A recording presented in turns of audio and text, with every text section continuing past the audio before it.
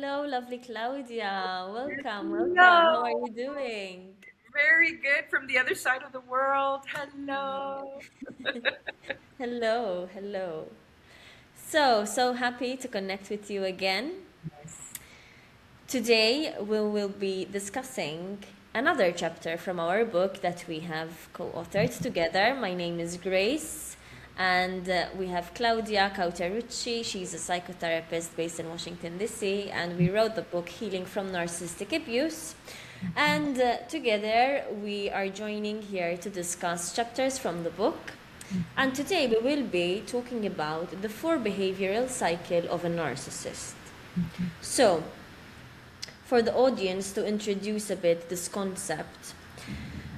Narcissists, when they get into an argument, they tend to follow a particular script.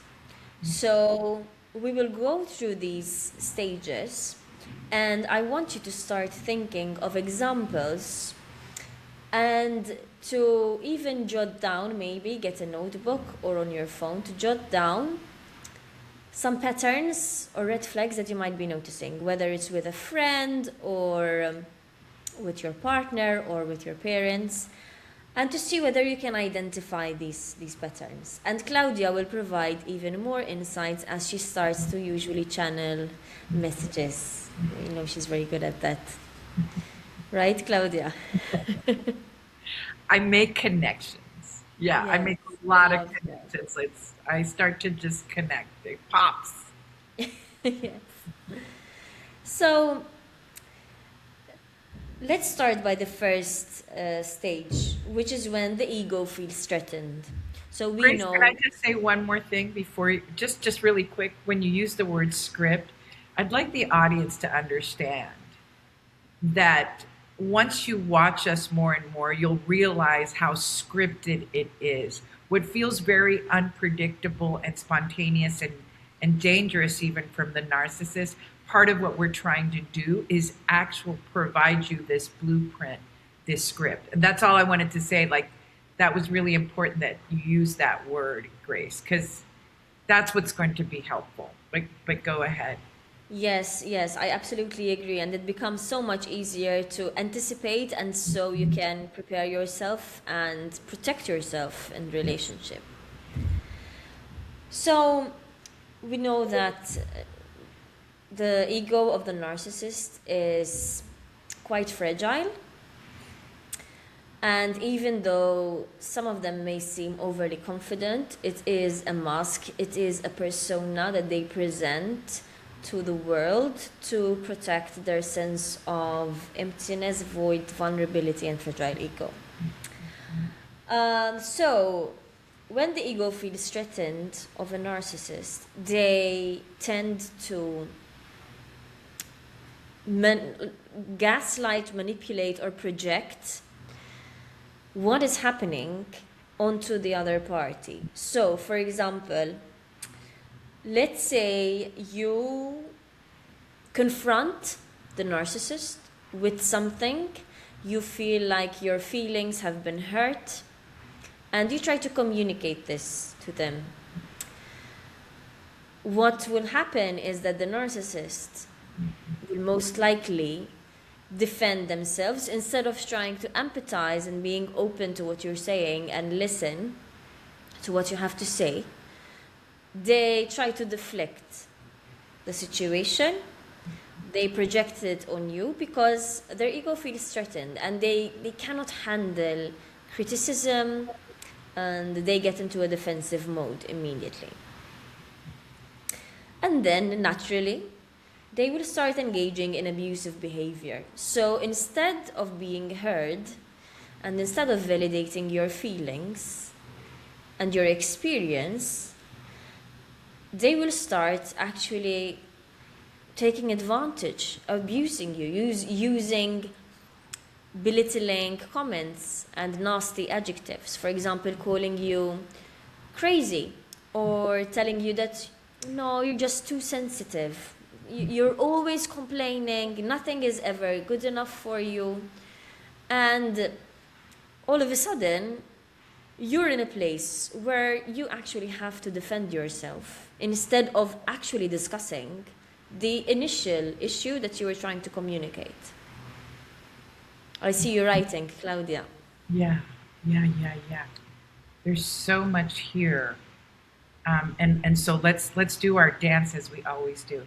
So one thing that's like helpful for the audience to know is that the narcissist has erected, constructed an ego, and we all have an ego. It's basically like the persona that we use in order to engage with people, with planet Earth, right? We're not telling everyone that we feel insecure or scared. So we erect a persona at work, at parties, at a happy hour. Now, this is one of the key differences, though, that this ego that they've erected is literally like a scaffolding with some that feels super empty inside. That's really important, right? So we might be able to go to a best friend and say, oh my God, I felt so scared. I felt so insecure. We might be able, even if we have an ego persona, we also have the inside of our fears, of our pain, of our trauma. Okay. What happens with the narcissist, though, is that there's this intense sense of emptiness. And so it feels absolutely unbearable to go inside. So if someone like Grace is confronting, or not even confronting, just saying something like, it doesn't have to be a confrontation, does it, Grace? It could be something like, you hurt my feelings. Like, that was really hurtful that you seemed dismissive at the party. Right? Something Yes. like, maybe in the car, you might say like I really didn't appreciate her. That just felt hard. Or you hurt me. You hurt me. Okay. Yeah. And that will feel like a confrontation to the narcissist, right? You are calling them out. Exactly. And that is something that they just cannot stand. They cannot bear to deal with being called out.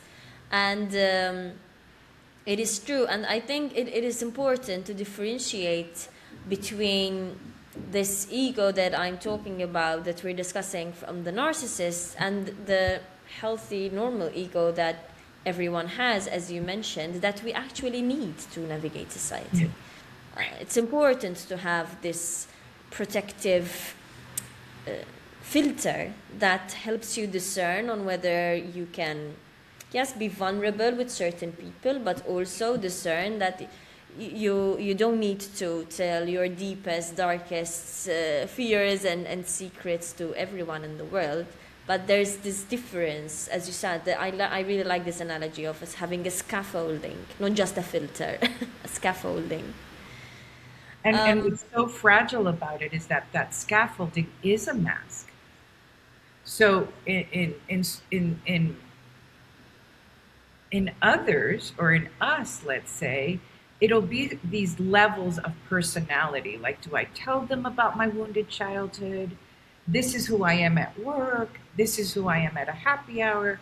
This is who I am with childhood friends, right? And we know that it's almost like we know which person. It's not really a mask. In the case of the narcissist, it's an actual mask, which is why it feels so fragile.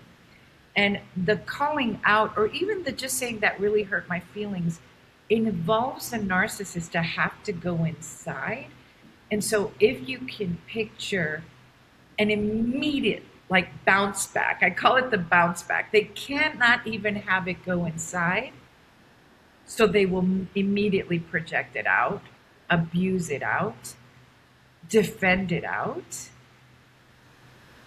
Yes, exactly. Because otherwise, if they admit of any wrongdoing, it means that they are not perfect, they are not omnipotent, and they made a mistake, and that is because their ego is so fragile, that is absolutely unacceptable for them to take in. And I think you make a good point there. They lose dominance. Because remember, it's all about, there's only one relational paradigm, which is superior, inferior. And that's super rigid duality there, right? So they immediately feel like they're going to the inferior status if they say, wow, I'm sorry I did that. Like, my bad. Hold on, Grace, you said something there. Oh, yes. And I like to nuance this, and you and I have talked about this. It is semi-normal to be defensive, right? If someone said that to you, like, hey, when you made that comment, that hurt my feelings, you might say something like, oh, I didn't intend that at all. You might defend a little bit, but you might continue listening, right? So sometimes, in the case of the narcissist, though, what you're describing is like, there is this sequence of defending, deflecting, distracting, abusing. All of it is, this is all about you, and I can't let any of this data or information go inside. Yes, exactly. And I think this is the part where it gets tricky, because then, which is the third stage of the four behavioral cycle, is when they start playing the victim. So now all of a sudden the tables have turned, they switch it completely, and all of a sudden you're the bad person. So if you feel like your feelings have been hurt, you feel like you've been neglected, dismissed, all of a sudden it's you actually who's doing this to the narcissist. And if you don't realize what's happening, if you're not aware of this, you can so easily miss it. And you will start doubting yourself. You will start questioning yourself. And you won't realize, and this has happened to me countless times in the relationship, until I became aware of this four behavioral cycle. And then once I became aware of it, then you can't unsee what you have seen, right? And it starts becoming obvious. And when I was going back to tell this person about something, I could see it. I could see the pattern. And then instead of getting lost in the thoughts in my head, trying to understand whether I'm actually doing this to him, I'm understanding this is a deflection. It's trying to avoid actually what I'm trying to say. And then when they realize that you basically caught them out on their game, they're either gonna completely avoid you or dismiss you, and that can feel very threatening to the other person. So you have to be ready to prepare yourself of what's coming. Because they're not gonna make it easy for you. They're not gonna understand you or empathize. You gotta be ready. Yes, for punishment or abandonment. Grace, just really quickly, can you just number the four stages? Just so we have it very clear. So first, the ego feels threatened. This is stage number one. You push the button. The button has been pushed. Then they engage in abusive behavior. And then they start playing the victim. And then you either stand your ground, which is why I was saying you gotta be ready, because you're gonna go through either the dismissal stage, you're gonna be discarded, the silent treatment, punishment, abandonment, rejection, or you give in, you surrender, and then they feel empowered again. The ego has stabilized itself. You gotta break until the ego feels threatened again, and you get back into the cycle. So it's important to understand that this is not something that happens once, and that once it's over, it's gonna go back to normal. It's a repeated cycle. Yeah. So good. So good. And I'd like to give, when you're talking, I start to get like examples. Because playing the victim, for example, if this is a parent, it might look like this. Okay, I'm a terrible mother. Terrible. So there's like these sweeping statements that are actually ridiculous, but again, they serve to deflect. They serve to like, fine, if I'm so horrible, right? Why are you with me? Why, like, so what you're asking for completely loses its power. Or something like, everyone has trauma. Everyone gets their feelings hurt. Mm-hmm. You are too sensitive. The saying that it's all you. So these are the forms that it might look. Another form it might look from maybe a lover or a spouse. It might look like, this is why I can't live with you. Mm-hmm. This is why I can't live with you. This is what you do to me. This is why I can't stand doing this anymore. Mm-hmm. So immediately you're scrambling to stop that crisis. Like, Mom, no, you're not a terrible mother. I just need you to hear what you're scrambling to defend or to explain or to convince. So these are some examples of what that might look like. And the victim piece is really powerful because if you're an empath, which Grace is and I am myself, or just a kind-hearted person, or just a child who wants love from their parent or from their lover, if they play the victim, it will really activate your kind heart. You will run to help them, save them, console them, comfort them. No, of course you're not a terrible mother. You've been a great mom. It's just that in social situations, I really prefer, right?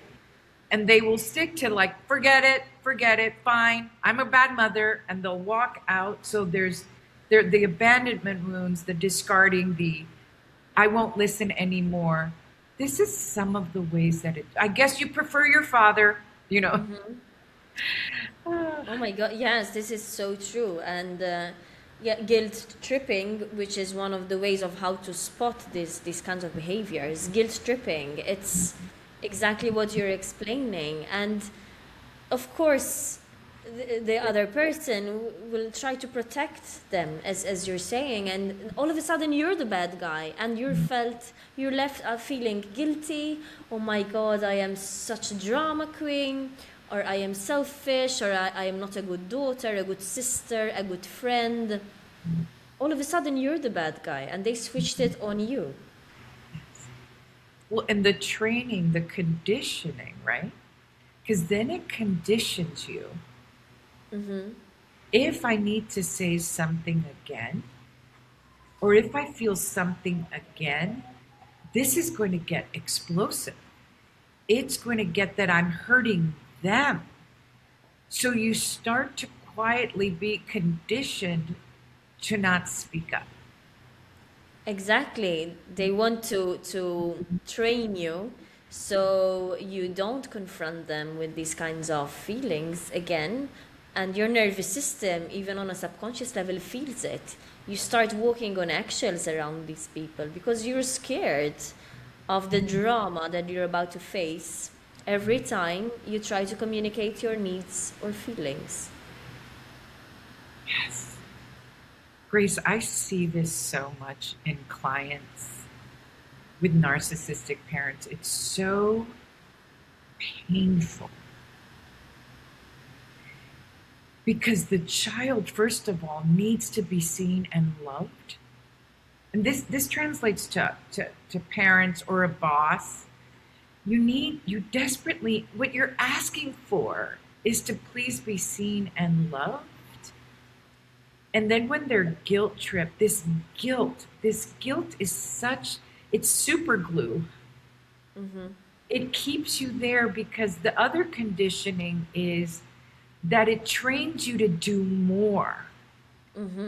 to compensate that you actually said something, that you spoke out about your feelings. So you either become super more hardworking, or super more available, or super nice, or more quiet. These are some of the ways that those expressions begin to form inside of you. You get the message very clear: don't do this again. Yes. Yeah, exactly. And they start changing expectations even when now you're trying even harder to please them, to make sure that they feel loved, that they feel okay, and that your mother or your father, they feel appreciated by you, or your boss even, as you said, or your friend. And these, I see these dynamics playing out in all kinds of relationships. And I think it happens on a daily basis so easily that we go through these kinds of manipulations by other people. So we have to be really careful placing boundaries with people. And when we feel like we're being, um, you use this word, the Claudisms that you like to use, emotionally molested. Molested, emotionally molested.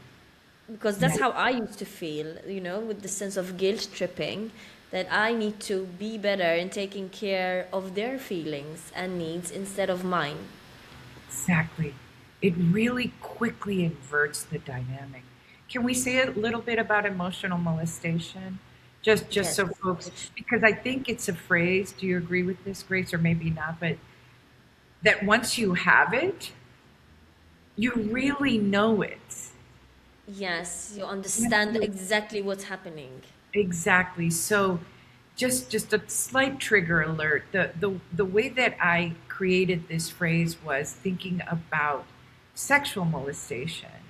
And sexual molestation involves grooming and seducing the child who might feel very alone or neglected or is unprotected at the moment.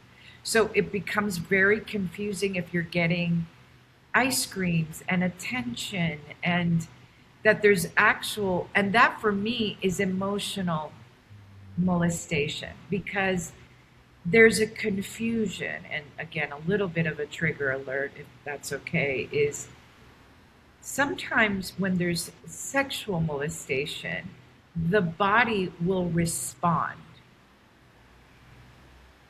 It doesn't mean the child is liking it, but the body itself will have a response to the action. I'm just going to stop it right there in case it's too triggering for folks. Put it in the comments if you want us to describe a little bit more about that. So sometimes the perpetrator will feel like, see, this is all working, but it's separate. It's separate. If the child has never experienced something like this before, for example, okay? So with emotional molestation, the heart will respond. The heart, the kind heart in the girlfriend, the boyfriend, the child, the daughter will respond, doesn't want to hurt another person. I got a meme the other day of a father. There was this little tiny girl, she might have been 4, and she was crying because what he was doing was, the way he was teaching her a lesson was telling her a scary fairy tale about a little girl who had been bad and was locked in a castle, and a witch was coming, and unless the little girl said, "I'm sorry," and the little child, the lip was quivering, they were starting to cry.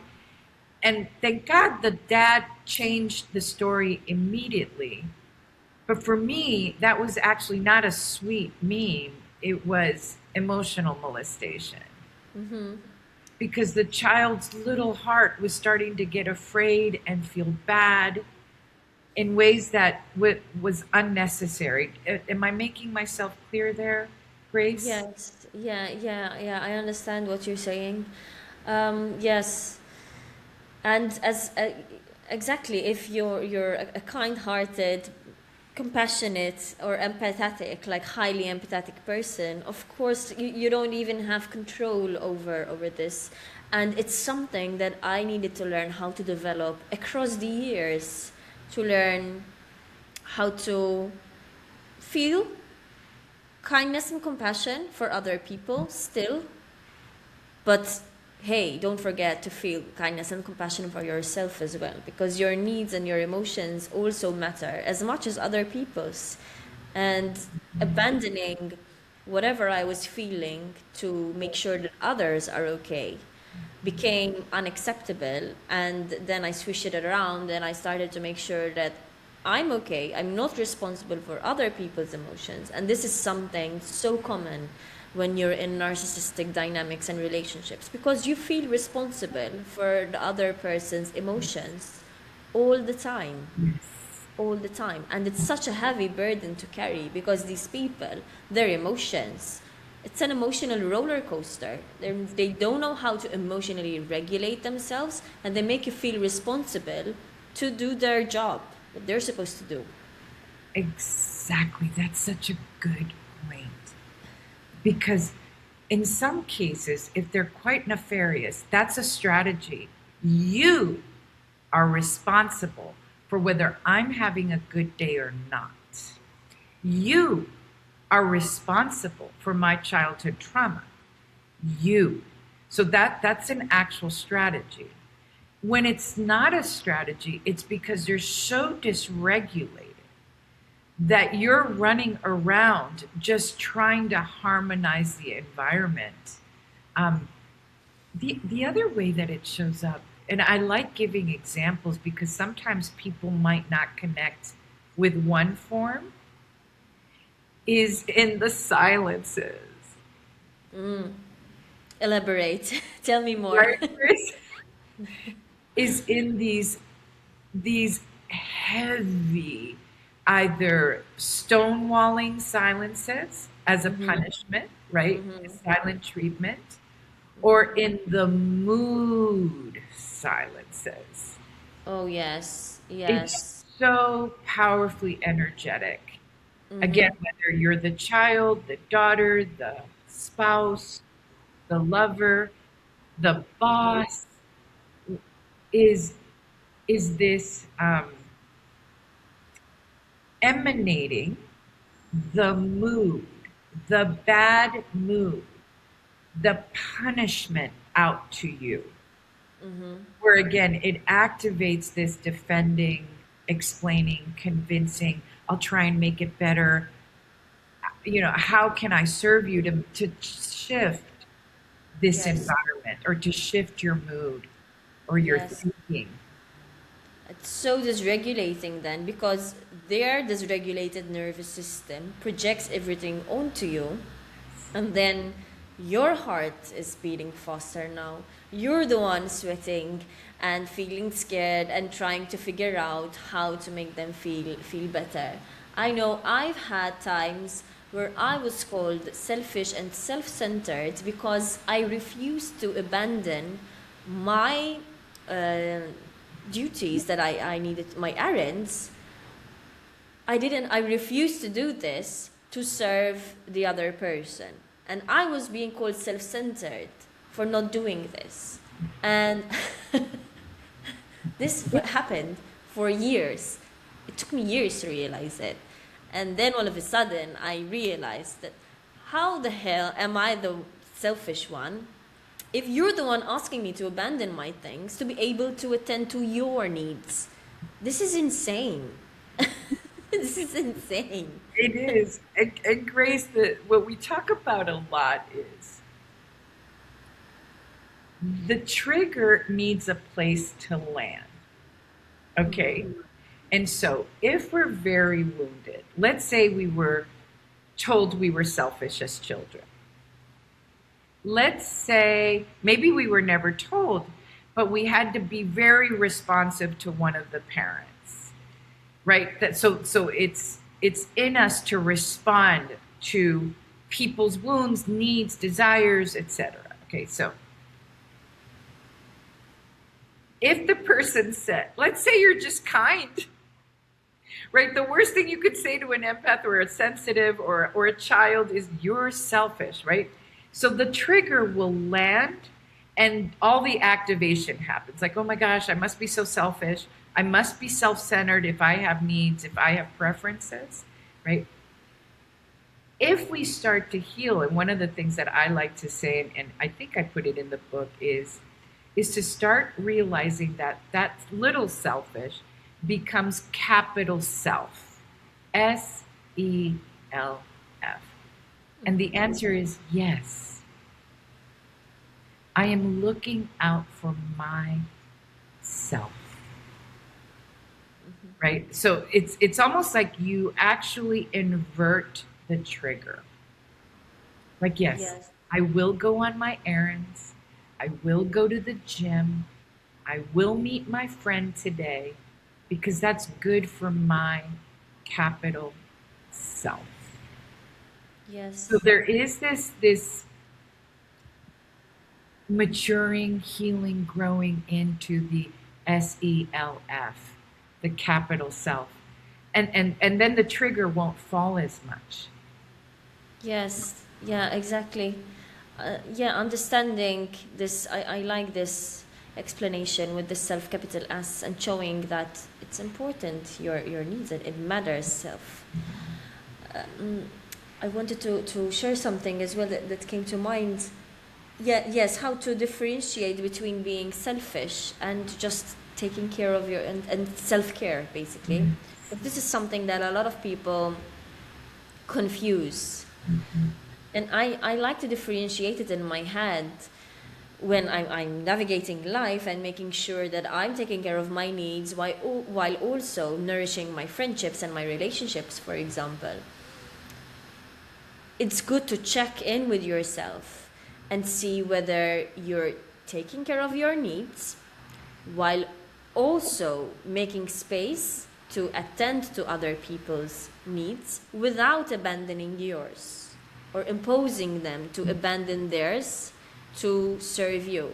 I think when there's this kind of respect of other people's space, needs, and emotions and boundaries, we can start to understand whether this is self-care or whether we are being selfish. Is that clear, or you want me to elaborate more? Yeah. Can you elaborate a little bit more? Because some of these, and we just talked about it right before starting the podcast, that sometimes the self-care part of the book feels a little more abstract and complex because people don't know how to change the language even that might fit, that might actually deposit inside with a better realization or understanding. So can you give an example, Grace, of maybe even knowing, like, am I being selfish or am I self-caring? Yes, exactly. So I can bring up an example from my personal life. I'm a very active person. I'm always doing events. I have a lot going on. And my friends support me a lot. They come to my events as much as they can. But then I make sure that when they have something, I make sure that I'm there for them as well. I'm supporting them. And even I remember a time, for example, where it was really raining, there was real bad weather, the government sent a notification that it can be dangerous to go out. But I could see that it was not life-threatening. And my friend told me that, hey, if because of what's happening, if you don't want to come, it's fine. But I felt like I would be selfish if I just felt like staying at home just because I didn't feel like going because it's windy, for example. So then I felt that would be selfish and not self-care. But if I had something important for me that night, I wouldn't abandon it to go to my friend's event because then I would be self-abandoning myself. Does that make sense? It does. While when I was in a relationship with the narcissist and other narcissists in my life, if I had things that I needed to do, they wouldn't care and they would expect me to abandon everything and go. So I'm not saying you don't make effort for other people and support them, but not to the extent of abandoning yourself completely and your things to serve others. There's a fine line there. It is. And we're talking about, I mean, embedded in this conversation is boundaries, right? Like, and Grace, really, like, I'm not sure this is a full connection, but I'm really thinking about the origin of these behaviors, because what you described there was reciprocity. And that in more regulated homes, even your home with your partner or with your parent, there is a lot of reciprocity and less wounding about self-care. That's what I was, when you were talking, it was like, because the origin is, so my son, an example, my son is introverted and he deals with clients all day long. And sometimes he would text, because we learned to do that. I'm not going to be talkative when I get home. So I just need to go into my room, right? For example, like, so that wasn't selfish, because it was, hey, is it okay? Like, I need some downtime. I need some quality time or alone time. And I always say that quality time or alone time is just as important. All of those are self-care things as quality time relationally. And after he would spend maybe an hour or two in his room, he'd come out, sit, talk. But I'm thinking about the atmosphere that creates that, even with a spouse. Because another way that that might show up is that the narcissist or the spouse or the person who is not regulated might feel abandoned and guilt trip you with, you're abandoning me if you need self-care. Absolutely. Yes. Yeah, what a perfect example. Yeah. And because there's the sense of safety between you and a healthy dynamic, he can feel safe to express his needs. He knows that you're not going to be triggered. And then when he has unwinded and had his time, then he will come to you naturally and he will want to spend time with you. But if you had to force it and guilt trip him, it's just gonna create even more drama, and it's so unhealthy and toxic. Correct, correct. And I guess for the audience to know, and Grace and I are gonna, we have future plans about actually working through these types of behaviors, right? And these, and actually do, like, talk about just some exercises, but we'll give you a few spoiler alerts right now, is healthy conversation and dialogue that don't include these four behaviors. For example, the fact that he said ahead of time, prefacing what you're about to do, why you need to do it. Let's say if you said to your friends, girls, I'm so exhausted tonight. I like desperately want to be there, but I just know I'm not going to be myself, right? I say that sometime to my clients, like, I'm not feeling present. It's very unusual when I say that, but if I can tell them I'm not feeling present, so let's reschedule, and they'll experience me fully present once I've taken care of myself. And that's the environment of reciprocity in a healthy environment. Yes, yes, exactly. Rather than abandoning what, and we're all human. We all have these different needs. It's just important for the other person to understand, and it builds even more trust between you. I will bring up an example, and it might trigger some people. This is a bit of an uncomfortable topic, but I'm sure that it happens a lot, even when it comes to sexual intimacy. I remember that there were times where we would be arguing for hours and then he would decide that he would like to engage in sexual intimacy, and I would say, no, I need some time because been arguing for hours. Just give me some time. Let's watch a movie or something. I explain this in the book as well. And then we can reconnect. Because his ego felt threatened, because there's a rejection of him, he would engage in abusive behavior, threaten me that if I do not do as he says, he will. I cannot blame him for going with another woman. And I would have to surrender and force myself in sexual intimacy. And what can we call that? Consensual rape? And I'm sure it happens a lot with couples because you feel threatened. And this is a perfect example of the 4 behavioral cycle of a narcissist. Yes. The abandonment wound that he threatened with, the I'll be with someone else, or even a silent withdrawal where you know they're going to go do something else, and they do drop hints that they're going to get online, that they're going to look for someone else if you're not engaged. And let's talk about that little part there after 3 hours of an argument where you're depleted and you're not feeling connected. So one option is that's their attempt extremely unconsciously to connect again. But it is so deep in the unconscious, right? Is to have sex is to connect again. Not very likely with a classic narcissist. What's more likely is that's again a domination move. Yes, I was going to say, in fact, that it didn't feel like an attempt to reconnect emotionally. It felt more like a point of dominance. Yes. I have the last word, and the last word is sexual. Let's have sex, and you have to say yes. Correct. So it's just a more lengthy of the 4 stages. So let's give an example.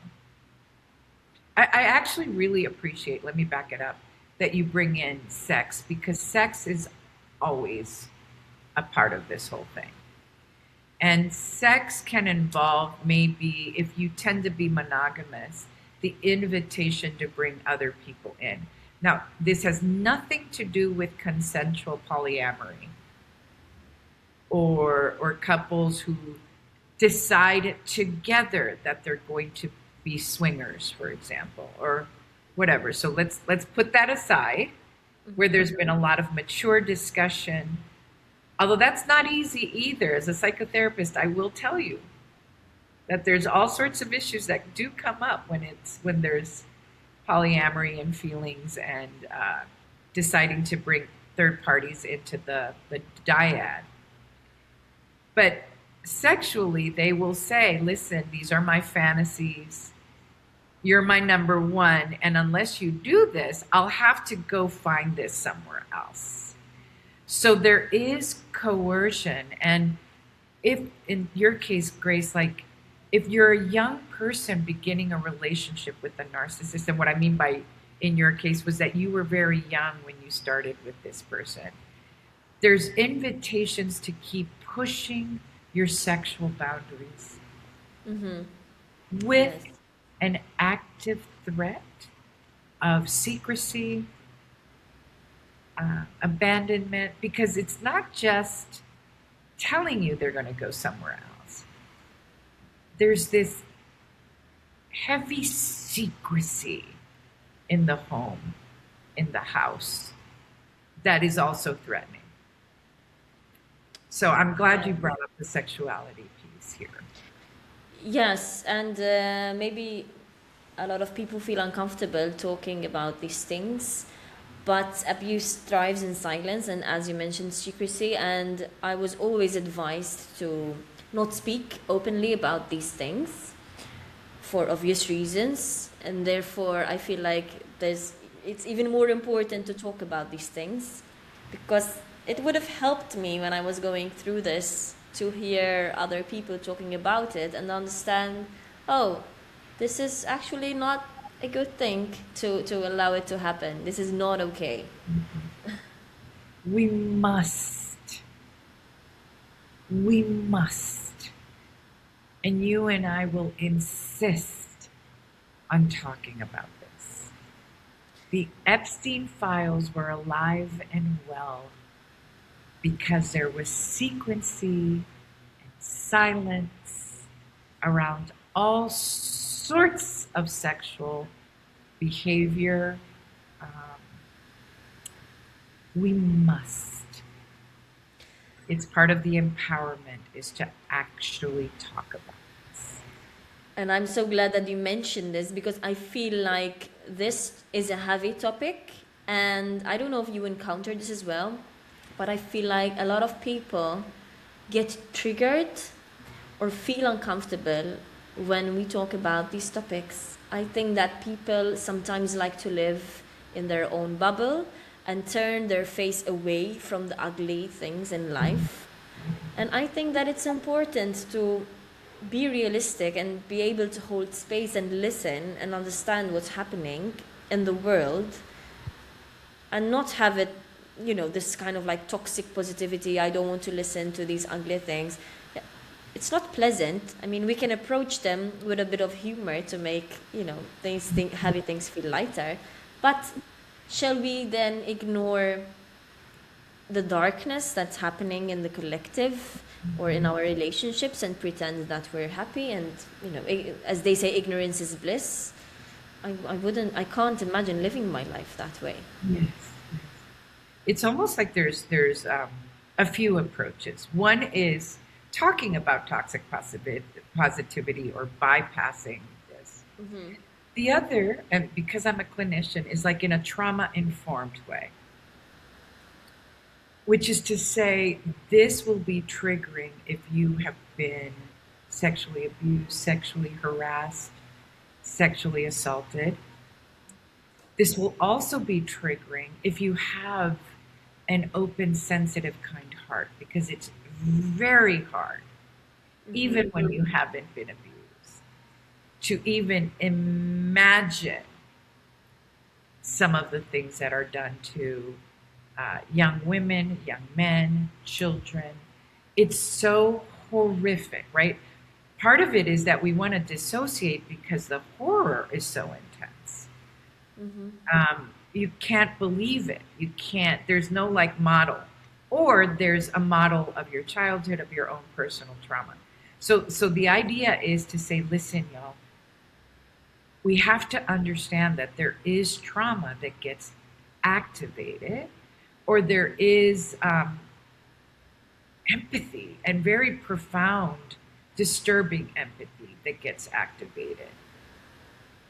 And we have to talk about it. And folks, just like, so we don't want to invade any boundaries, can decide, as long as we trigger warning it and be very trauma informed, you can decide whether how you want to take in the information, slowly, gently, not take it in at all. But it doesn't mean that we don't talk about it.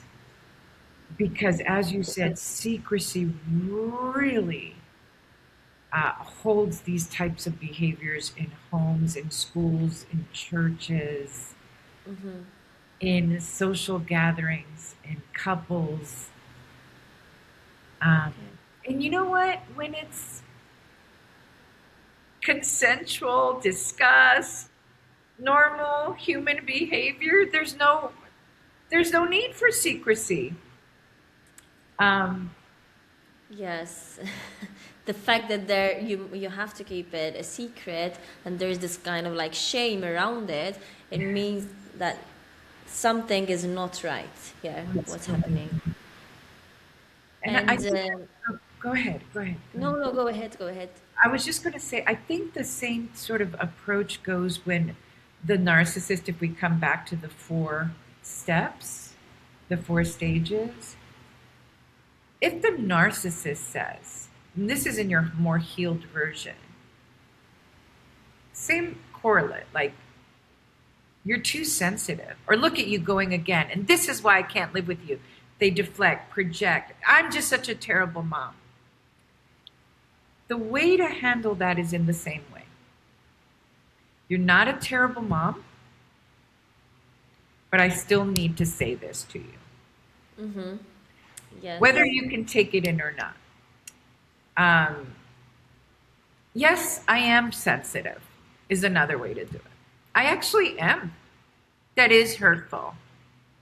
And whether you can take this in or not, I need to say it.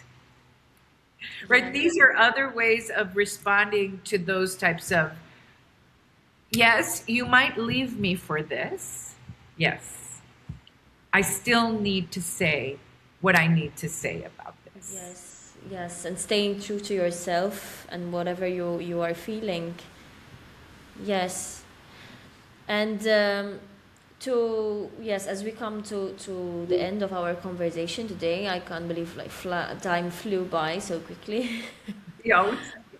Yes, to encourage the listeners that when they feel triggered or uncomfortable or scared with these situations, to find a way to nourish themselves and cultivate a safe space within them. Because I remember the first time that I was asked by my therapist to locate a safe space inside of me. This was something new, and I was like, what are you talking about? And this was, yes, when you find it, it's something that you cultivate. It's not something that is just going to appear, but then it feels like it's the holy ground. And whatever happens, you return to that. And then it's okay. Right? Oh gosh, Grace, I just sometimes when you say some things, and I think this is what we're going to provide in the future. It's a spoiler alert, is, for example, teaching of the internal holy ground. I love that. Yes, that's something. And Grace, in the closing, I'd like to say to you, and I'd really like the audience to hear this. Part of why I took on this project with Grace of this book was not only because it was so incredibly well written and well researched, like it was just such a solid manuscript, but because Grace was so willing and courageous to be as raw as you were. So I want to invite you that as we're discussing, to keep that, for you to say consensual rape, for example, because even as you were describing it, I was thinking of it. I was like, well, that's rape.